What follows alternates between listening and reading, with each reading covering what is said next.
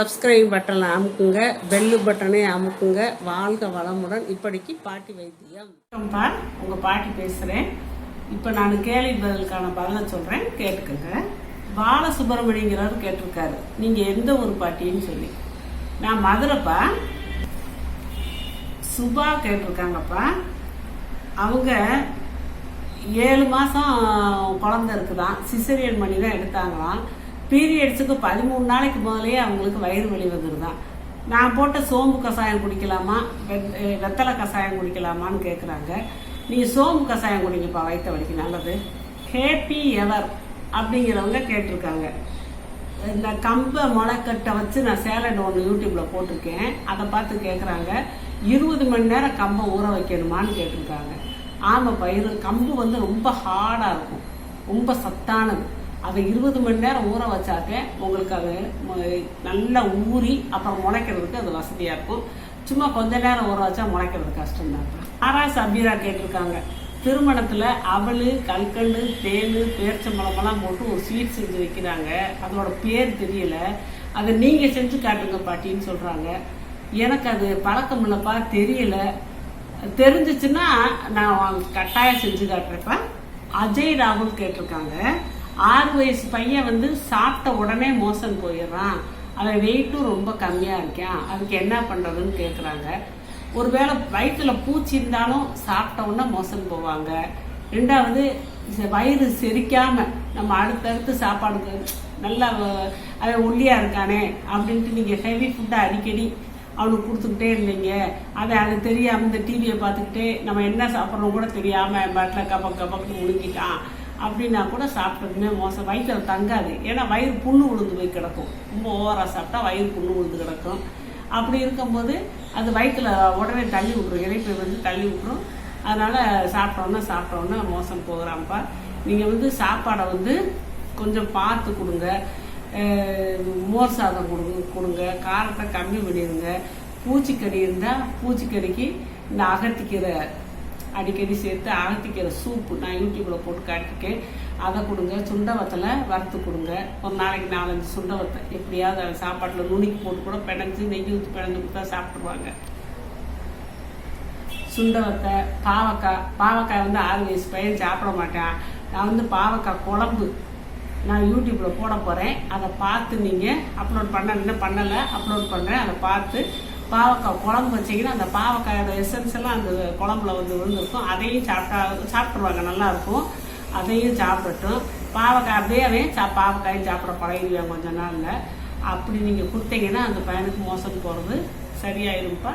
ஆனால் பூச்சிக்கடிக்கு மருந்து கொடுங்க, காரம் இல்லாமையும் கொடுங்க. ரொம்ப இந்த டிவியை பார்த்துட்டு கவனுக்கு முழுங்காமல் வாயை மூடி மென்று சாப்பிட சொல்லுங்கள். சாப்பிட்டதுக்கப்புறம் 1/2 மணி நேரம் கழிச்சு தண்ணி குடின்னு சொல்லுங்கள். இப்படிலாம் இருந்தீங்கன்னா சரியாயிருப்பா. கேட்டிருக்காங்கப்பா, செம்பு பாத்திரத்தை பயன்படுத்தக்கூடாது, அதில் தண்ணி ஊற்றி குடிக்கக்கூடாது, பாய்சன்னு சொல்கிறாங்களே, அது நிஜமா அப்படின்னு கேட்டிருக்காங்க. அப்படி இல்லைப்பா, செம்பு பாத்திரத்தில் குடிக்கலாம், நல்லது தான். ஆனால் செம்பு பாத்திரத்தில் ஒரு மாதிரி பாசம் மாதிரி பிடிச்சிரும். அதை வந்து நம்ம டெய்லி ஒரு தடவை சுத்தமாக நீட்டாக விளக்கிடணும்ப்பா.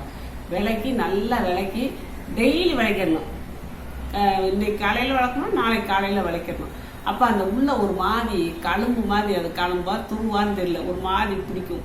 செம்பு பாத்திரம் எப்பவுமே சிவப்பாகவே இருக்காது, கொஞ்ச நேரம் அது மாறி போகுது பார்த்தீங்களா, அதைத்தான் பாய்சனுங்கிறாங்க. மற்றபடி அதை நீட்டாக டெய்லி நம்ம விளக்கி அதை தண்ணி பிடிச்சி வச்சு குடித்தோம்னா ரொம்ப நல்லது தான். அதனால் நீங்கள் எதுக்கு இந்த கஷ்டமெல்லாம் பண்ணிக்கிட்டு, கண்ணாடி ஜார் வச்சுக்கோங்க தண்ணி பிடிச்சி வைக்கிறதுக்கு, மண் பூஜா இருக்குது அது வச்சுக்கோங்க. இல்லை டெய்லி விளக்க முடிஞ்சுன்னா நீங்கள் செம்பு பாத்திரம் வச்சுக்கலாம். ராஜிங்கிறவங்க கேட்டிருக்காங்கப்பா, நீங்கள் எந்த ஊர், நீங்கள் பேசுகிற தமிழ் எனக்கு ரொம்ப பிடிச்சிருக்கு அப்படின்னு கேட்டிருக்காங்க. நான் வந்து மதுரைப்பா, மதுரை தமிழ் நல்லா இருக்குப்பா. நீஸுங்கிறவர் கேட்டிருக்காரு, குழந்தை பிறந்து 48 நாள் ஆகுது, சளி இருக்குது, இன்னைக்காவே மோசம் போல, அதுக்கு என்ன செய்யறதுன்னு கேட்டிருக்காங்க. 48 நாள் குழந்தை வந்து டெய்லி மோசம் போகணும்னு சொல்ல தேவையில்லைப்பா. தாய்ப்பால் குடிக்கிற பிள்ளைங்களா இருந்தால் 4 நாள் 5 நாள் 1 வாரத்துக்கு கூட போகாமல் இருக்குங்க. நம்ம ஊத்துப்பால் வெறிய மாட்டுப்பால் அது இது கொடுத்தா தான் நம்ம மோசம் போகலான்னா கவலைப்படணும். தாய்ப்பால் கொடுக்குறவங்க மோசம் போகலான்னு நம்ம கவலையே படக்கூடாதுப்பா. வந்துடும், இப்படி 4 நாள் கழிச்சு கட்டாயம் வந்துடும். அவங்க அம்மா வந்து பையனோட அம்மா வந்து நல்ல நார் சத்துள்ள பொருட்கள், சத்துள்ள பழம், காய்கறிகள்லாம் சாப்பிட்டாங்கன்னா அதே போதும். நம்ம அதை பற்றி ஒர்ரி பண்ணிக்கிட்டு தேவையில்லை, குழந்தை தனால போய்க்கிறோம். இந்த சளி பிடிச்சிருக்குன்றீங்க, குழந்தைக்கு வந்து உள்ளுக்குள்ளே எந்த மருந்து கொடுக்கக்கூடாது. 6 மாதம் முடிகிற வரைக்கும் தாய்ப்பால் ஒன்லி அதுதான் கொடுக்கணும், தண்ணியும் கொடுக்கக்கூடாது. அதனால் அவங்களுக்கு வந்து காதில் காட்டன் வச்சுருங்க. குழந்தைய நல்லா கவர் போட்டு நல்லா ட்ரெஸ் எல்லாம் நல்லா கனமான ட்ரெஸ்ஸாக போடுங்க. காற்றுலாம் சட்டையெல்லாம் வச்சுருக்காருங்க.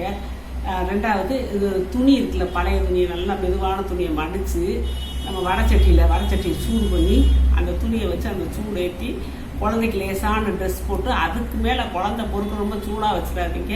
வச்சுக்கிட்டே இருந்தீங்கன்னா இந்த நெஞ்சு, வெலா, இந்த நெத்தி, இந்த கழுத்து பக்கம் அப்படிலாம் கொடுத்தீங்கன்னா சளி இறங்கிடும்.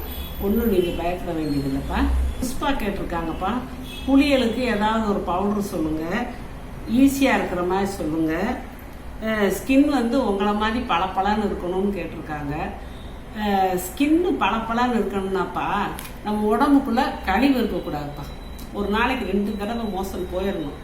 அப்போ எப்படி போகும்? நம்ம நார்ச்சத்துள்ள பொருள்கள், காய்கறி, பழம் இப்படிலாம் சாப்பிடணும். சாப்பிட்டா உடம்புல தங்காது.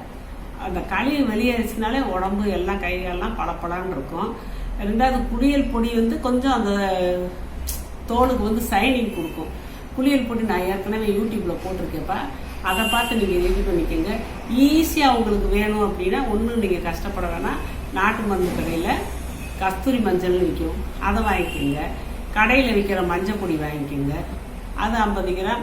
கஸ்தூரி மஞ்சள் 50 கிராம், சாதா மஞ்சள் பொடி 50 கிராம் வாங்கிட்டு 1 கிலோ கடலை மாவு வாங்கி கலக்கிக்கோங்க. கலக்கிட்டு அதை தேய்ச்சி குடிங்க, நல்லா உங்களுக்கு அதில் ரிசல்ட் கிடைக்கும். கேட்டிருக்காங்க, சமைக்காத உணவுனா என்ன சாப்பிடலாம் அப்படின்னு கேட்டிருக்காங்க. சமைக்காத உணவு ஏகப்பட்டது இருக்குப்பா. இந்த நான் எழுதியே வச்சிருக்கேன். அவல் சாப்பிடலாம், சமைக்காத உணவு. அவலில் தயிர் சாதம் பண்ணலாம், ஊற வச்சு புட்டு மாதிரி கூட செய்யலாம். நான் அதெல்லாம் யூடியூப்பில் போட்டிருக்கேன்ப்பா, அதை பார்த்து நீங்கள் செஞ்சுக்கலாம். அப்புறம் வேர்க்கடலை பச்சையாக சாப்பிட்டுக்கலாம், அடுப்பில் வைக்காமல். பொட்டுக்கடலை சாப்பிடலாம், எள்ளு, கேரட்டு, பீன்ஸு, தேங்காய், வெண்டைக்காய், பாகக்காய், அப்புறம் ஸ்வீட் கார்னு, முளைக்க வச்ச கம்பு, முளைக்க வச்ச பயிர் வகைகள். பயிர் வகைன்னா நம்ம காராமணி, தட்டாப்பயிருக்கிறாங்கல்ல, அது மொச்சையெல்லாம் சாப்பிட முடியாது. ஊற வச்சு முளைக்க வச்ச கொண்டைக்கடலை சாப்பிட்லாம், பச்சை பயிர் சாப்பிட்லாம். இதெல்லாம் நம்ம ஊற வச்சு சாப்பிடலாம். இதெல்லாம் நம்ம சமைக்காத உணவுக்கு சாப்பிடலாம். நான் நிறைய யூடியூப்பில் போட்டிருக்கேன்ப்பா, சேலடு அது இது சமைக்காத உணவுன்னு. அதை பார்த்து நீங்கள் ஃபாலோ பண்ணலாம். வெள்ளரிக்காய் சாப்பிட்லாம், பூசணி வகைகள், வெள்ளை பூசணி, மஞ்சள் பூசணி, அதையெல்லாம் சாப்பிட்லாம். சொரக்காய், சவுச்சவு, இதுகளெல்லாம் நீங்கள் எடுத்துக்கலாம். எதுக்குமே நீங்கள் இதெல்லாம் வந்து சாப்பிடும் போது கொஞ்சம் உப்பு காரம் தேவைப்படும். நீங்கள் என்ன செய்யணும், அந்த பொடியாக நறுக்கி பொடியாக தான் கட் பண்ணணும். கட் பண்ணி மிளகு சீரகத்தூளை தூவி லைட்டாக உப்பு போடணும். நம்ம வேக வச்சா நிறையா உப்பு தேவைப்படும். இப்படி பச்சையாக சாப்பிட்றதுக்கு லைட்டாக சும்மா ஒரு பிஞ்ச் எடுத்து போட்டு கொஞ்சம் லெமன் புழிஞ்சு வச்சுக்கன்னு வச்சுக்கோங்க, நம்ம பொரியல் மாதிரியே எடுத்து சாப்பிட்லாம்ப்பா, ரொம்ப நல்லது. ஆனந்தன் கேட்டிருக்காங்க, இந்த நரைமுடிக்கு கற்பாகிற டிப்ஸ் நான் யூடியூப்பில் போட்டிருக்கேன், அதை பார்த்துட்டு கேட்குறாங்க. எப்படி தலையை பார்த்தா நம்ப முடியலையேன்னு. என் தலையை பார்த்தா அவங்களுக்கு அதை நம்ப முடியலையாமா. அதுப்பா எனக்கு வயசாயிடுச்சு, நான் வந்து போடணும்னு அதை விருப்பப்படலை. சின்ன வயசுக்காரவங்க 30-35 வயசுல இருக்கவங்க, வேலைக்கு போகிறவங்க, அவங்கெல்லாம் கண்டிப்பாக போடணும், கருப்பாக இருக்கணும்னு ஆசைப்பட்றாங்க. அவங்களுக்காக சொன்னேன்ப்பா, நான் போட்டுக்கிறதுக்கு எனக்கு இஷ்டம் இல்லைப்பா, அதனால நான் போடலை. பிரியாங்கிறவங்க கேட்டிருக்காங்கப்பா, அவங்க பக்கத்து வீட்டு பையனுக்கு 5 மாதத்து பையன்லேருந்து தலையில் விளக்கெண்ணெய் தடவுவாங்களாம். இப்போ அவனுக்கு வந்து 7 வயசு ஆகுதான். முடி பார்த்தீங்கன்னா கருன்னு இருக்குதான். அவங்க வந்து வேலூரில் இருக்கிறதுனால அது செட் ஆகிடுச்சோ அப்படின்னு கேட்குறாங்க. ஏன்னா விளக்கெண்ணெய் குளிர்ச்சி, வேலூர் வந்து சூடான ஊர், அந்த ஊரில் இருக்கிறதுனால அந்த விளக்கெண்ணெய் செட் ஆகிடுச்சு. அவங்க அதவே தடவிட்டு வராங்க, குழந்தையும் நல்லா இருக்கேன், முடியும் கருன்னு வளர்த்துன்னு அவங்க சொல்கிறாங்க. நிஜந்தாப்பா, முடிக்கு வந்து விளக்கெண்ணெய் ரொம்ப நல்லதுப்பா. நம்மளே கூட இப்போ குளிர்காலத்தில் தேய்க்கக்கூடாது, விளக்கெண்ணெய் ரொம்ப குளிர்ச்சி. வெயில் காலம் ஆரம்பிச்சிச்சுன்னா நீங்கள் நைட் கூட விளக்கெண்ணெய் தேய்ச்சிக்கிட்டு லேசாக தேய்ச்சிக்கிட்டு காலையில் எழுந்திரிச்சு குளிச்சுக்கலாம். இல்லை பகலில் கூட எழுந்திரிச்சு காலையில் எழுந்திரிச்ச உடனே எண்ணெயை வச்சுக்கிட்டு அப்புறம் 1 மணி நேரம் குளிச்சிங்கன்னா உங்களுக்கு இந்த சூடெல்லாம் குறையும், முடியும் நல்லா கருன்னு வரும். நான் யூடியூப்பில் கூட போட்டிருக்கேன், கண்டு புருவத்துக்கு இந்த விளக்கெண்ணெயை கலந்து தேய்க்க சொல்லி. அதெல்லாம் போட்டிருக்கேன். இந்த பூர்வத்துலலாம் நல்லா அடர்த்திய முடி வளர்ந்து தேய்க்க சொல்லியிருக்கேன். தாடி மீசை வளர்கிறதுக்கும் விளக்கெண்ணெயை தேய்க்க சொல்லியிருக்கேன். இந்த மாதிரி விளக்கெண்ணெய் முடி வளர்கிறதுக்கு ரொம்ப நல்லா வந்து உடம்புக்கு குளிர்ச்சி. விளக்கெண்ணெய் வந்து அதோட மகிமையை சொல்லவே முடியாதுப்பா. அதனால விளக்கெண்ணெய் தேய்க்கலாம். நம்ம வெயில் காலம் வரட்டும். குமார் கேட்டிருக்காரு, ஈஸியாக வெயிட் லாஸுக்கு டிப்ஸ் சொல்லுங்கன்னு கேட்டிருக்காரு. ஈஸியானா வெயிட் லாஸுக்கு நீங்கள் சமைச்ச உணவை சாப்பிட்றத குறைச்சிக்கிட்டு இது சமைக்காத உணவுகளை சாப்பிட்டு பழகுங்க. உடம்பு வெயிட் குறையும். எக்ஸசைஸ் செய்யுங்க, யோகா செய்யுங்க. நல்லா காலையிலலாம் வாக்கிங் போங்க, முடிஞ்சால் ஜாக்கிங் போங்க. இப்படியெல்லாம் இருந்தீங்கன்னா அவங்களுக்கு வெயிட் கட்டாயம் குறையும். இப்போ அப்படிங்கிறவங்க கேட்டிருக்காங்க, அவங்க அம்மாவுக்கு 2 தொடையும் எரியுதான், என்ன பண்ணுறதுன்னு கேட்டிருக்காங்க. அவங்க வந்து இப்போ அந்த விளக்கெண்ணெய் இருக்குல்லப்பா, விளக்கெண்ணையும் நல்லெண்ணெய், விளக்கெண்ணையும் தேங்காய் எண்ணெயும் சம அளவு கலந்துக்கிட்டு அது அந்த எண்ணெய் பசை மாறாமல் அடிக்கடி தொடையில் தடவி விட்டுக்கிட்டு இருக்க சொல்லுங்கப்பா. விளக்கெண்ணெய் குளிச்சுட்டு அந்த எரிச்சல் சரியாக போயிடும். கொஞ்சம் நரம்பு பிரச்சனை இருந்தாலும் அந்த இது தொடை இதுகள்லாம் எரிய தான் செய்யும். நீங்கள் அதுக்கு வல்லாரக்கீரையை அடிக்கடி உணவில் சேர்த்துக்கோங்க. துவையலாக சேர்த்துக்கலாம்.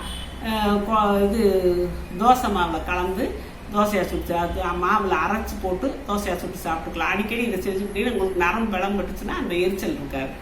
சபிதா கேட்டிருக்காங்க, நான் சிம்பிள் குருமா யூடியூப்பில் போட்டிருக்கேன், அதுக்கு தேங்காய் போடலை, தேங்காய் போட வேண்டாமான்னு கேட்டிருக்காங்க.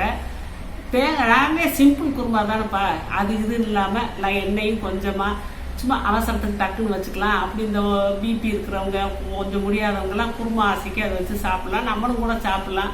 அதனால் தேங்காய் தேவையில்லை, வேணும்னா போட்டுக்கலாம், அதை பற்றி பிரச்சனை இல்லை. கேட்டிருக்காங்க பாவக்காய் குழம்பு சொல்லித்தாங்கன்னு சொல்லி. சரிப்பா, நான் இப்போ அப்லோட் பண்ண சொல்கிறேன். பாவக்காய் குழம்பு வச்சு. ராஜ்குமார் கேட்டிருக்காங்க, 2 வயசு குழந்தைக்கு ராகி கொடுக்க சொல்லியிருக்கீங்க நீங்கள், நான் கொடுக்க சொல்லியிருக்கேன்.